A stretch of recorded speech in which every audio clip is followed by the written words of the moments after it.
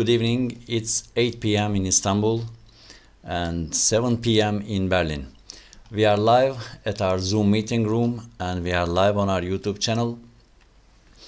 Before I welcome tonight's special guest, Mr. Angeslava, I would like to welcome all our students, all our fellow partners of INDA editorial team and our fellow academicians and our professionals from the field and those who are related or not but interested in the field. Before we start, I would like to give a brief explanation about what INDA is. INDA is the only peer-reviewed magazine in the field of interior design and academy, and it's an e-journal.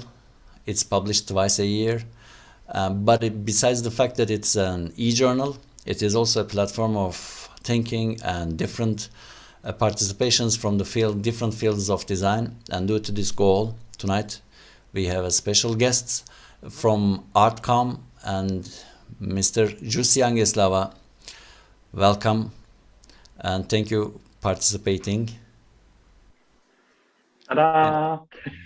Can you hear me? Yes, perfectly. Hopefully you can hear me. Yeah, perfectly. How are you today? Very good. Summer is coming, they say. Even to Berlin, summer is coming, right? Yes. Well, I'm already pretty far south from my Finnish roots down to Berlin, so it's pretty warm here to start with. So I didn't know that. I didn't know you were Finland oriented. Yes, I spent my youth and adolescence there before leaving the country sometime then at the, I don't know, age of 18, 19, something. Mm-hmm. We have an academician friend here, Mrs. Bakır, Hüma Bakır. Also, she lived long time in Finland. She loves Finland, so maybe she'll feel a little bit, how to say, emotional. Miss Jussi, I'm sorry for the inconvenience that happened today. There was two hours offset between Istanbul and Berlin, but right now it's only 1 hour, so I'm sorry for those, how to say, panic hours that you lived. But we are now on live, and I would like to address the first question as, who is Mr. Angeslava? What does he do? And why does he do what he does? Okay, that's a big convoluted question, and this the danger is that the 1 hour is over before I will have answered. You have to stop me.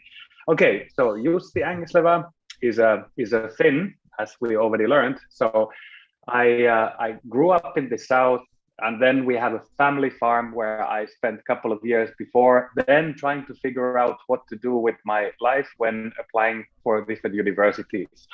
And the path that I then chose was exactly what I'm still doing. I was kind of trying to fit somewhere in between. So I was looking for career paths that would be sort of having the sort of from the high school times, sort of higher level physics and math and the sciences, but also having sort of my participation in a theater group and the arts and playing in a band. So the creative mixing with the technology. And this is like, how do you balance that? So I found a program in Finland back then in Rovaniemi at the Arctic Circle about audiovisual media culture that seemed to kind of embrace everything. And then it was, because it was at the periphery of the European Union, they had a good sort of research grants funding. So we had a crazy real-time 3D graphics, heavy lifting research center in the middle of nowhere, effectively. So that was how I kind of got my, dipped my feet into designing things with code, with back then computers that nobody could afford because of the periphery status of Finland as the outskirts of the European Union. So that was the backstory. Then I decided that Arctic Circle is too cold. Went to my grad school in London at the Royal College of Arts, computer-related design. Also, like, what is it? design or computer, sort of in between. And then after there, my focus was very much about the physical presence, interaction in space, haptic, embodiment, this kind of stuff. And then I took that mindset to the Media Lab. The MIT Media Lab tried to take over Europe in Dublin. So I spent 2 years as a researcher at the Media Wow. Lab. After which, then, long story short, I came to Berlin, where I still am, and split my time between the University of Arts, teaching new media, Mhm. and Art and Com, the design studio that will be part of the topic of today. Yeah, but we are also interested in your, yeah, as you are a lecturer, and there are lots of students, design students right now listening to you. So it will be yeah, interesting to listen to you. So how about Artcom? I mean, what does Artcom do? What is Artcom, first of all? Then how did your roads intersect, and what do Artcom do? Okay, so yeah, so art plus com, art and com, art and com, however you want to say it. It's like the prince turned into a symbol into nobody knows how to say it. But I mean, maybe so back then, Artcom was founded, so way before my time, before I joined the team. So I joined in early 2000s, 2004 or 5, something like that. But the Sorry group to, was founded in 88. yeah, 88, yeah, okay. No, no, So I was about to say that. yeah, so Artcom was founded in 1988 uh, as basically a mix of designers, filmmakers, hackers, technologists who were all passionate and interested in the sort of a expressive potential of computing or interactivity, if you want to say it that way. At the time when the graphics computing was not really mainstream at all, the big computers would be at the basement of bank or places like that, so very unsexy. So the group was founded to explore this new medium in Berlin, which was also like a special place at the time, Still, and still is. the journey goes on. Yeah. Yes, right. Still is, but the sort of a kind of the special place also in terms of so that the vacuum of the East and West divide, and then the sort of trying to find existence and new ways of doing things. Mhm. That was the sort of wild East and wild West in one place. Yeah. So in Artcom, as far as I know from rest in peace Joachim Sauter, he was a good friend of mine. As far as I know from him, those times it was he was taking art as a medium to communicate with people, which really is today, but it was not those times in 1988. People, as you said, were reacting if this is a computer or an art. Also in art schools, even in Berlin, in Yeah, revolutionary art yeah, institutions, people not very, fond of virtual realities. They were not very fond of in the realms of virtuality where you spend your life. I mean, where yeah, there are, as you said, there were hackers, there were kind of, programmers, and it was, I think, the basis of that is programming plus art, I guess, those things that have been done.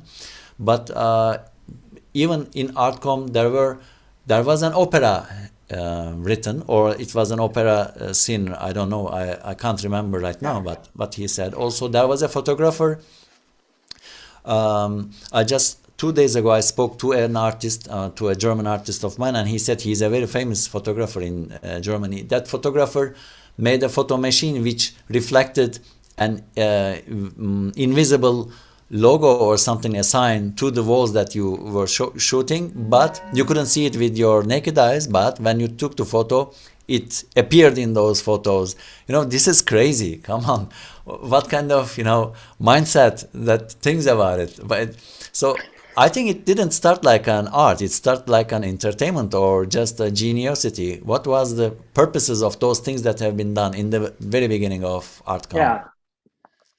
Well, of course, yeah. So yeah, talking about this in second degree because I wasn't there at the time.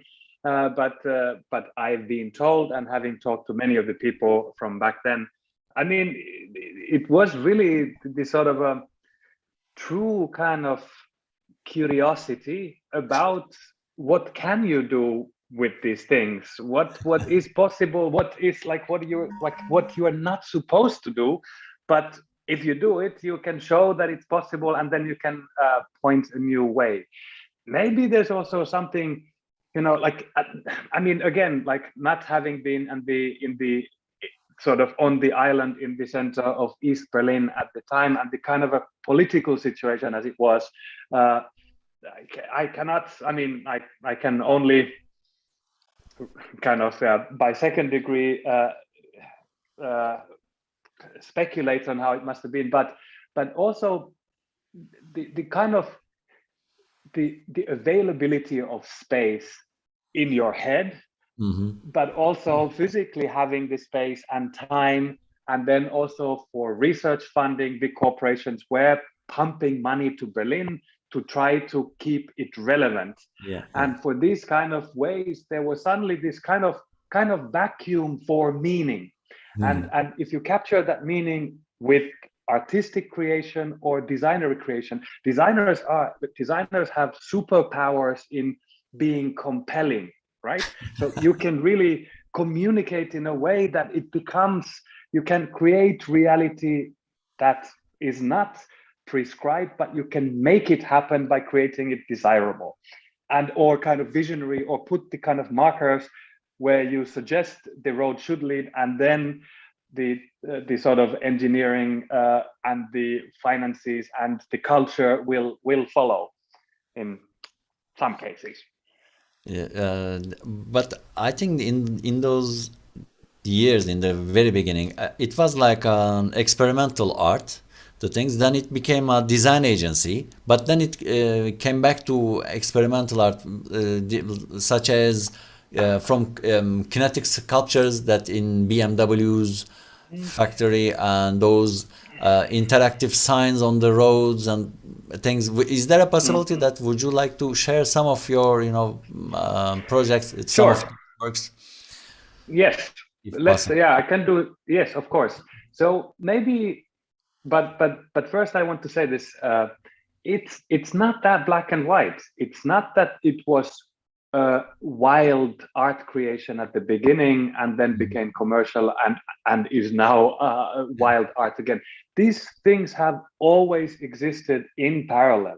I mean, there's a very good reason why Artcom is not academic research institution, but it still has this sort of research exploration as a mindset, and it's not art factory, and it's also not an exhibition design studio, but it's doing all of those different things because the sort of digital thinking as a kind of a mindset is the same across these different fields, and the kind of having sort of open-mindedness and bring people together who are driven by their craft, their art, good things will follow. That's the sort of, that's the simple equation. But it's not that it shifted from art to commercial, to design, to art, or anything like that. They've always been in parallel, but then different aspect gets sort of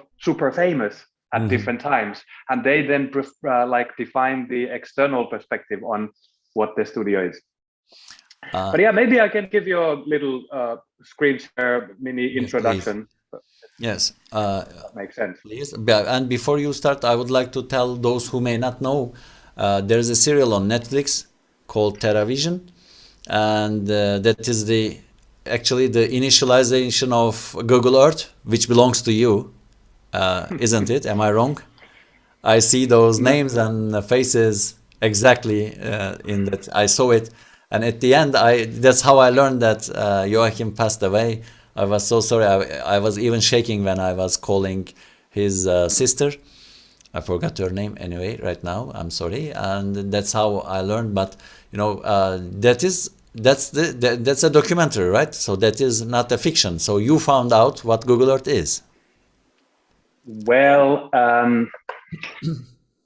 it is based on true story. So I mean, to call it a documentary, I would say it's an overstatement, but it's certainly based on true story. But I mean, things like, for the dramatic effect, the main two protagonists are actually amalgam of 5-6 people, which is not documentary, but it represents the intention and the zeitgeist and what actually happened in a kind of allegorical way, Yeah. to put it somehow.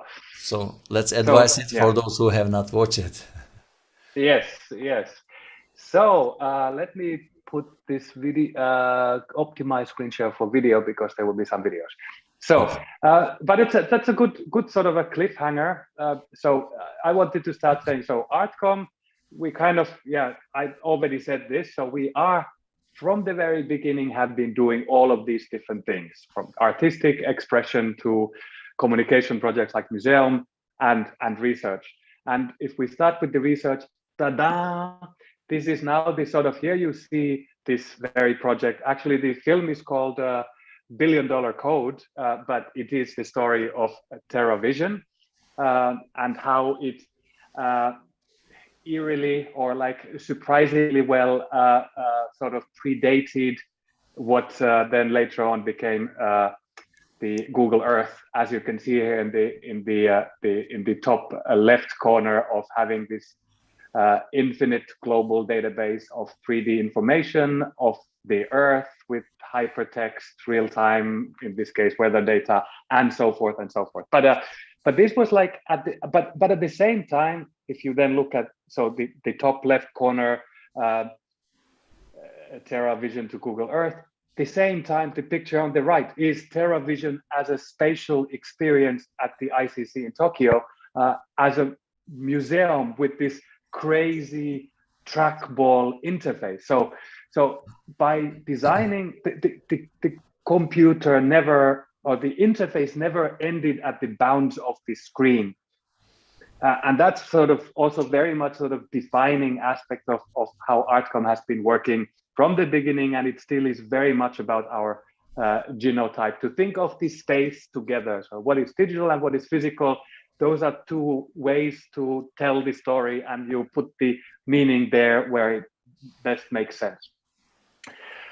So this was the very early days where this sort of computer science heavy lifting, so this kind of stuff, computer science heavy lifting, was the kind of the completely new way of presenting information, because the artistic designery was on par with the technological innovation, going hand in hand. And this is now kind of giving you a little bit of an overview of what we are doing in the recent years, looking at research with point cloud, augmented reality, machine learning, in sort of how media design can help in sort of ICU healthcare situations, or in the purely virtual space, kind of the trendy world of machine learning, where you can search like large databases with, in this case, using a gesture, in this case a botanical image. Your gesture becomes then the search query, and you can navigate this sort of self-organized map of many things at the same time. So these are the tools with which we form ways of thinking, and then the way of thinking gets applied to artistic or designery projects. But it's very hard to kind of balance between what makes business sense and what makes sense for the sort of creativity, because of course all of these ideas, it's instantly you're starting thinking of, well, can we turn this into a product, and you can then sell it many times.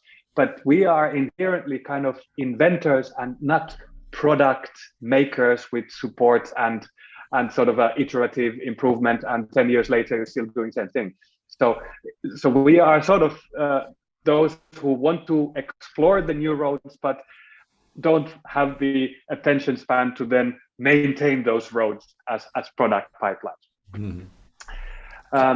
So the research is on screen, but also very much in the physical space. And this is sort of a couple of glimpses about how we've been looking at light in designing spaces with the help of reflections, refraction, acoustic projections, and this kind of stuff.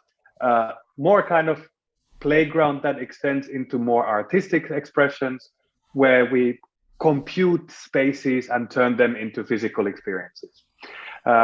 So this is the sort of research part that then directly translates to artistic expression. So it's sort of in this case, this is sort of a machine learning lens looking at the art history of representations of Kronos. Mm-hmm. Now with the machine learning conjuring these images, new representations of them as a mechanical pendulum behind which there's a large screen, where those images seem to be affected by the physical force of the pendulum. But like, to explain it like this is kind of making it just a mechanical device, but actually exactly, it's more the sort of poetics about it that is what matters. Yeah, exactly. And so the technology on one hand, and understanding what you can do with computation, whilst being able to use those kinds of principles in exploring the formal aesthetic qualities. That's the sort of force field between which we are always working. So from this sort of a small scale project, then scaling it up into a crazy massive scale 200-meter kinetic sculpture that is hanging at the Terminal 4 in Changi Airport. This is now when the pixels become physical in a very literal way. So you this said is 200 meters, right? So this is a 200-meter airspace, 18-meter vertically, that separates the land side and the air side of the Terminal 4. So people who guide their loved ones to the airport will be seeing this sculpture whilst maybe waving at the travelers across the bridge. And what you see is here is like a computational choreography that animates these clusters of 16 petal-shaped elements, 6 of them in this airspace, and with the lighting. So, but I mean, for me, it's crazy, the sort of lightness at the end of it when I'm seeing it from the inside, the weight of the process. So from this sort of a million iterations of the design concepts to then starting working with the engineering about feasibility, light simulations, to then trying to think of what can we express with this, and then writing tools to be able to choreograph these things, because of course this is having 50-kilo petal-shaped elements, three meters across, suspended from 2 winches from 2 sides, having their kind of dynamic resonant frequencies. How you can move them is a super complex formula, and you don't want to end up with a test screen of we can make a circle and we can make a square, but you want to express emotions with it. And to do that, you need to then write different sort of ways of designing with it, like tools with which you can then think of what could make sense. And then after million iterations of health and safety and other things, so that these could be suspended over people's heads, because then the arrivals is below this, then it's like, then you like, it's hard to not lose yourself in this sort of technical constraint details, because that's in the end irrelevant for the experience. It needs to touch the heart and not the sort of analytical mind first.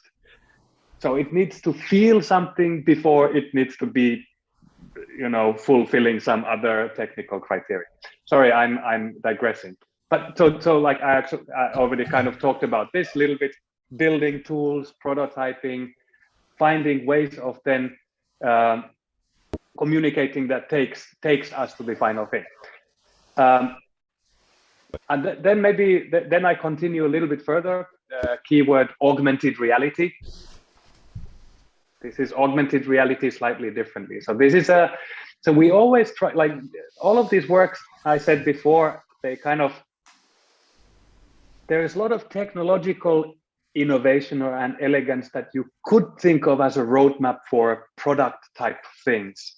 But when you start looking more closely, the meaning and the context and the story you want to tell is so interwoven that it's very hard when you start taking it apart. You end up doing so many compromises in the idea if you try to make it more generally purpose applicable to other places, that you lose the magic. So this case, it's this is like a life sciences research center for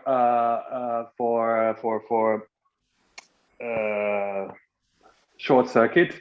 Roche is a life science company, and this is their research center where they commissioned an artwork from us. And what better artwork to be hanging in the research center than the School of Athens by Raphael, where the giants are represented on whose shoulders the arts and sciences of today are standing. So, but instead of hanging it physically, this is now hanging virtually and revealed character by character with this 2-meter pendulum making its dance in the space. But this is for me the augmented reality in a way that it feels inseparable part of the space, and the fact that it's a screen that is moving instead of somehow magically overlaid with reality that you still cannot do. That's what makes it elegant. Okay, and then I'll try to get back to the conversation, stop my monologue. No, please keep on the monologue. So there are many spatial designers and architects in the audience. So this is now also an artwork as a part of a larger exhibition that we did for the for Futurium, which is a museum about the future here in Berlin. This space talks about biomimetic ways of solving futures problems, for which we then designed effectively an artwork that was made with Grasshopper, as the Rhino users in the audience would well know. We use Grasshopper, yeah. So this was a script for Grasshopper to create this tessellation or division, which means that you have very few different shapes. But if you organize them in space freely, you can create a very complex shape with relatively few separate geometries, as long as the joints can be freely aligned. And to do that, then we would use augmented reality in assembly, not as the user experience, but as part of the assembly, so that you know how the 3D jigsaw puzzle is supposed to grow in space. So and this was then this is a kind of a transition into, so this is an artwork, but it's in a museum that we designed that talks about future. So it's seamlessly connected with the sort of communication mandates that we have. So creating exhibitions, telling stories in poetic ways. So in this case, the poetic way was to represent natural processes in this organic geometry as a grand gesture on which all the exhibition details are then mapped under. What was the there year? Are other parts. I'm sorry to interrupt, sorry. What was the year? Year? Yeah. 2 years ago, 2019. End of 19. Okay. Yeah. So, and now we go back with this mindset. So communication with artistic expression. So now we go back to 2008, 2008, I think. This was kind of a seminal work from Artcom. We did also all the media design, different, like hundreds of different elements for the BMW museum in Munich. And in one gallery, the story of the kind of abstract representation of the design process was the topic. And for that, we designed this installation, which effectively, it's basically 714 small aluminum spheres that are suspended from wires, with which you can then show these very concrete pictures, a car driving away, but also these kind of abstract emotional gestures. And this kind of shifted this way of thinking of how we animate pixels on screen. But when you bring it to physical space, the kind of fundamentally different presence and impact they have on us. It's communication, it's art, it's somewhere in between. So just to underline and clarify for the audience, so these 714 you said, right? 700, okay, let's say 720 approximately spheres, like balls of aluminium. They shaped from the very beginning, the very first car types of BMW to they transform, they shift it, they shift their shapes into the very latest, I mean 2008 model BMW, right? So it was like a sculpture, but it was shifting its space like a play-doh, but it was in pixels in real life, in three-dimensional. Yes, I mean, of course, nobody would. I mean, it was not written anywhere, but my way of seeing it is that, you know, the picture on the right, creative process starts from kind of creative chaos, lots of ideas, fragments in space. Then design lines, sort of design principles like in the top left, begin to form that then finally converge into the design shape. So this is the sort of way that the choreography was in our heads when designing it, so that there is a kind of foundation, even if it's not explicitly said to anyone. But it gives kind of purpose that I think people can intuitively read when they perceive the artwork or the design work, artwork. Artwork, design work. Okay. Both ways. And then, like, step from there to be more concrete. So this is for a showroom for, you guessed it, Deutsche Bank. The logo is quite prominently visible here.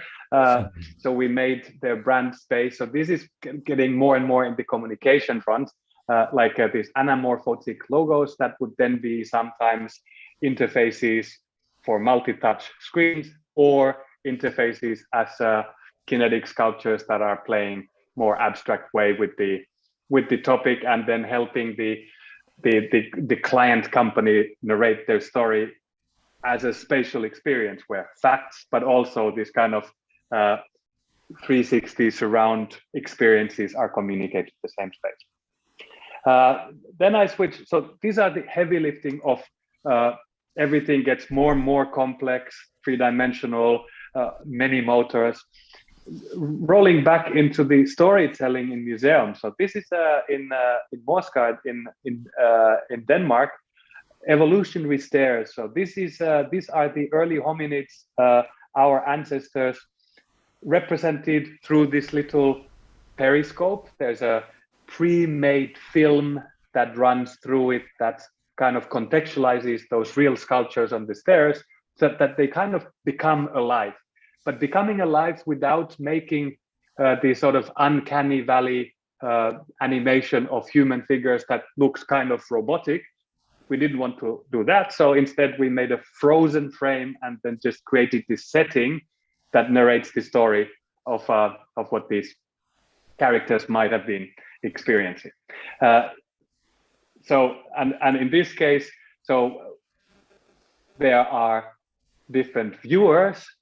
Then we have a complex compositing process where we actually had the original sculptures and put them into a video shooting studio with the 3D camera computationally maneuvered so that we could add those digital layers on top of that. So it's kind of, it feels like in today's world of augmented reality, it feels so heavy to do it like this. but we wanted to have the quality of those super sort of Madame Tussauds, like super hyper realistic sculptures with emotions. So instead of trying to 3D model them, we just used them as they are, and then created the setting where the human eye is much more forgiving than when we are when we're looking at humans on screen. Okay, maybe so continuing from there, the sort of communication for bigger brands. This is for Volkswagen, like a big showroom for Frankfurt Airport.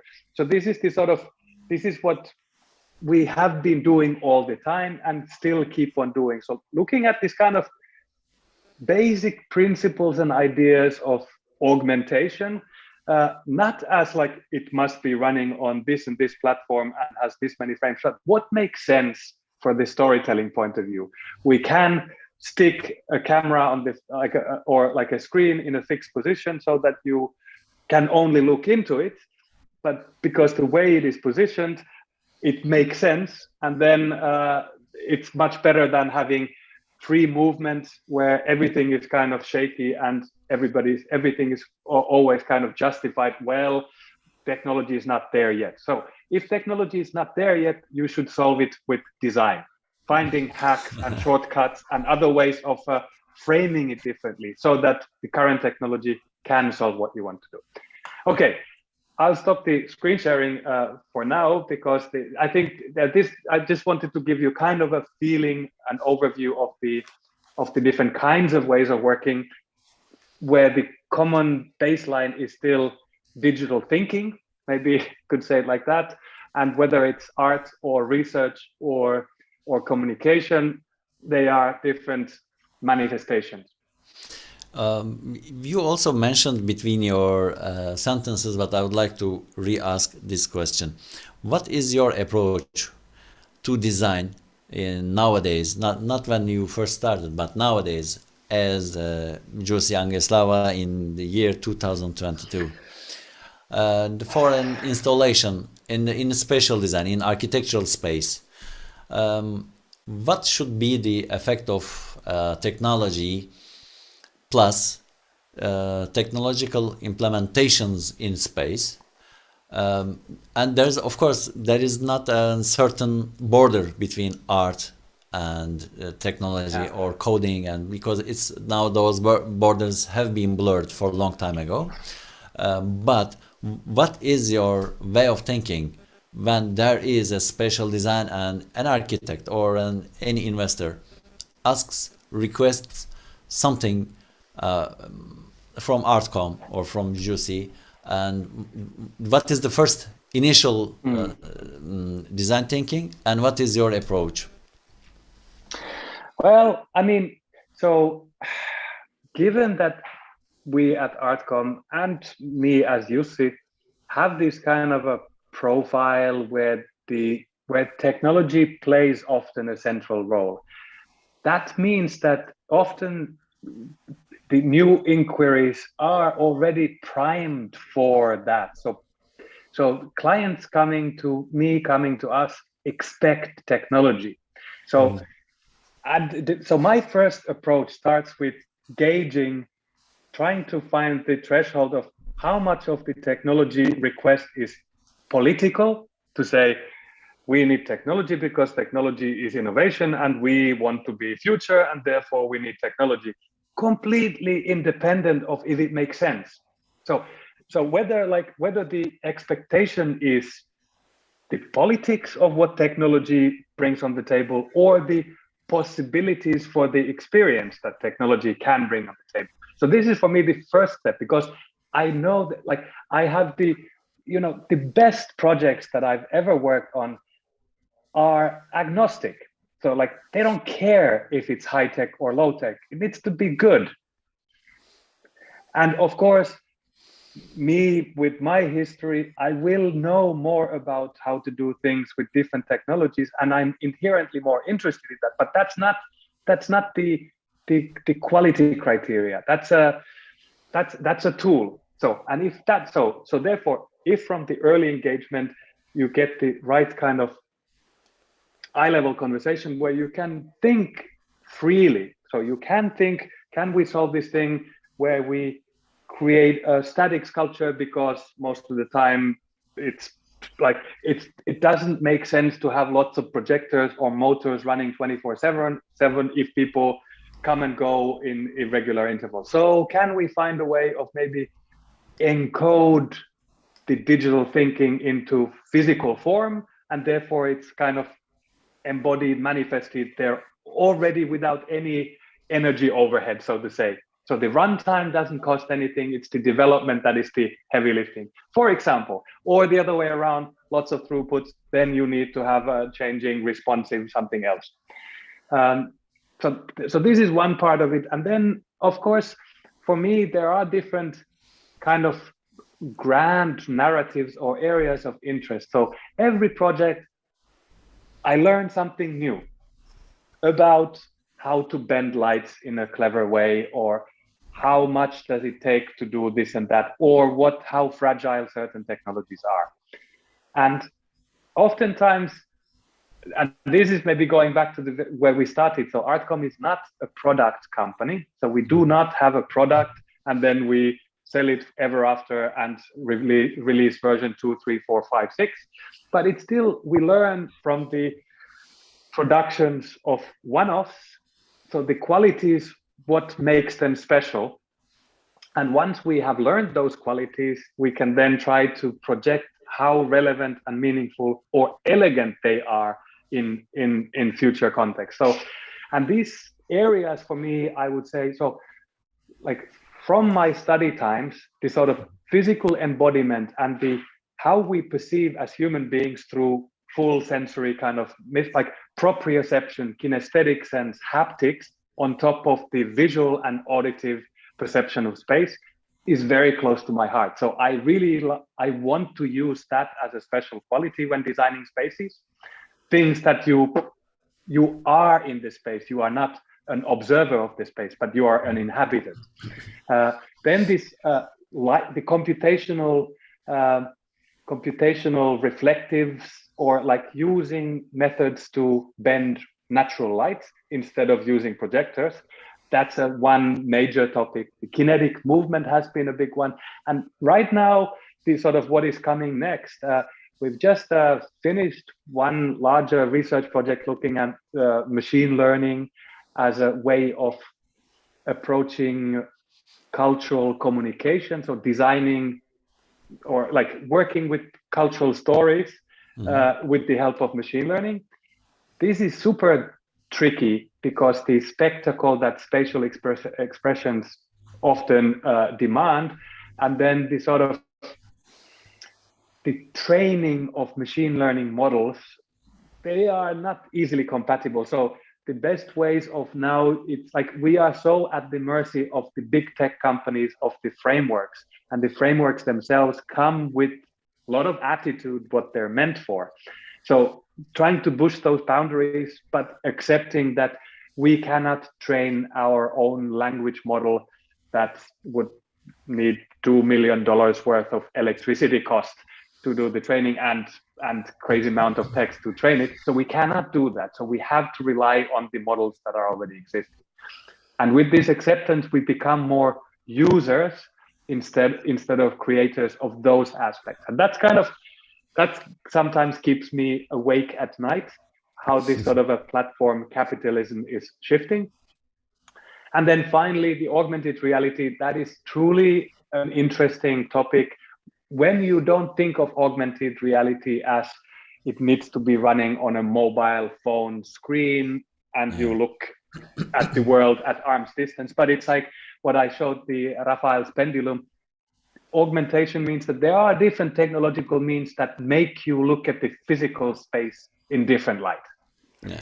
I don't like the escapism into the fancy looking virtual chalets on the top of the mountain for the masses who cannot otherwise afford them. I think this is wrong future. I don't want to go that way, but enriching the real reality with different kinds of augmentations, where the augmentation hopefully serves as a tool for more like empowerment for us, and not as somebody else's story pushed down our throats, but where we can express ourselves better.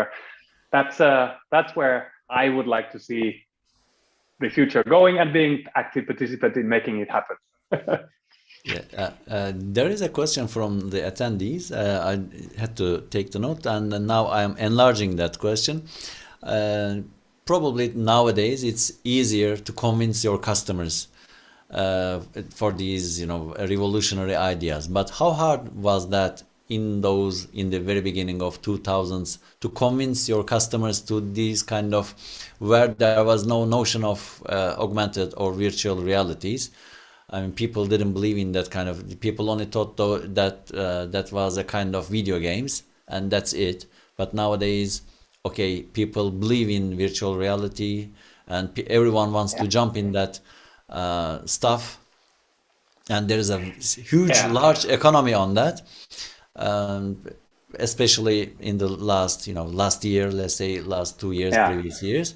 But in the beginnings of 90s, where you started in Artcom, actually it was so much earlier, like at the in the midst of 90s, I can say. You were dealing with virtual and augmented realities in that dinosaurs, where you put your Google, and the dinosaur just screamed at you. So how hard was that to convince, or that airport, or that BMW project? Well, I mean, so everything is a kind of a continuum. So just like what drives me now with these different topics of reflectives or augmented reality and this kind of stuff, the things that we do become references against which then new queries are built on. So there was, like, at the early days of Artcom, there was definitely well, maybe I do live screen sharing to help support my argument. So if I just quickly open the website, so if I go to Artcom website, at the very early days, this kind of stuff. So this would have been a research project, effectively, well, based on research project, but for a trade fair. Here you see a supercomputer, and in the middle you have a basically like